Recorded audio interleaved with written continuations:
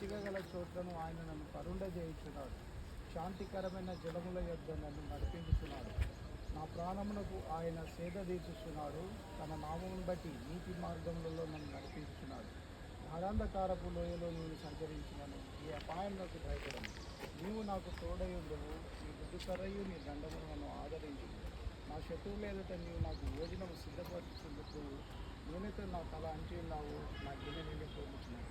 నేను బ్రతుకు దినములని కృపాక్షేమంలో నా వెంట వచ్చును. చిరకాలము యెహోవా మందిరంలో నేను నివాసం చేసేదను.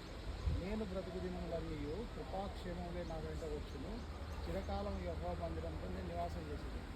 అందరూ చెప్పండి ఈ మాట. నేను బ్రతుకు దినములన్నీ కృపాక్షేమంలో నా వెంట వచ్చును. చిరకాలము యెహోవా మందిరంలో నేను నివాసం చేసేదను. మన ఏ సంబంధమైనటువంటి జీవన విధానం, భౌతికమైనటువంటి జీవన విధానము ఇది ఒక తాత్కాలికమైనటువంటి శరీరము, తాత్కాలికమైనటువంటిది. శరీరాన్ని ఒకరోజు మనం విడిచిపెట్టవలసినటువంటి వారమే ఉన్నాం. అయితే భగవంతుడు ఇచ్చినటువంటి ఆత్మ అనేటువంటిది అది నిరంతరము నిత్య జీవం కలిగినటువంటిది, మరణం లేనటువంటిది. దానికి ఎందుకు మరణం లేదంటే సాక్షాత్తు ఆ దేవదేవుడైనటువంటి యెహోవా యేసుప్రభు వారే తన ఆత్మలో పాలి భాగస్తులుగా మనం చేసినారు. కాబట్టి ఈ ఆత్మకు మరణం అనేటువంటిది లేదు. ఆత్మ సంబంధమైనటువంటి విషయాలు కేవలం అది ఆత్మకు మాత్రమే గ్రహింప సత్యమవుతాయి.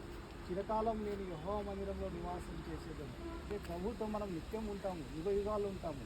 ప్రభువుకు మరి ఆది లేదు, అంతం లేదు. అంటే ఆయనకు ఎటువంటి ఆరంభం అనేటువంటిది లేదు, అంతమైనటువంటిది లేదు. నిత్యత్వంలో నిత్యము ఆయన జీవించేవాడే ఉన్నాడు. ఆయన ప్రభువుని యేసుక్రీస్తు. ఆయనతో మనం నేను బ్రతుకు దినములన్నీ కృపాక్షేమంలో నా వెంట వచ్చును.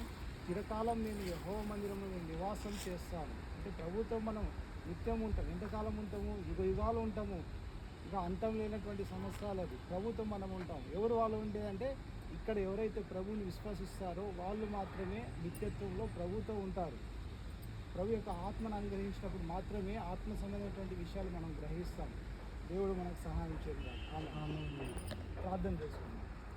పరిశుద్ధుడైన తండ్రి, ప్రభా మీ నామంలో ఇక్కడ చేరి ఉన్నాం. మీకు వందనాలు స్తోత్రాలు చెల్లిస్తున్నాము. మరి ప్రభా డేవిడ్ నాయక్ మరి ఆయన చనిపోయి 2 సంవత్సరాలు, ఈరోజు 3వ సంవత్సరంలో అడుగుపెట్టినారు. ప్రభా ఇదిగో ఈ సమయంలో మీరు చేర్చుకున్నారు.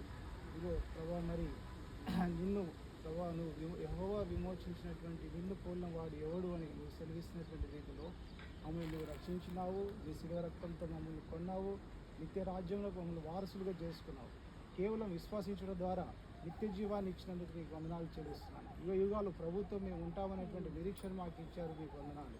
మరి ఈ 3వ దినం ప్రభావం జ్ఞాపకం చేసుకుంటూ మీరు అందరినీ ఇక్కడ సమకూర్చినందుకు కూడా మీకు వందనాలు చెల్లిస్తూ యేసుక్రీస్తు నామములో ప్రార్థిస్తున్నాం తండ్రి. ఆమేన్.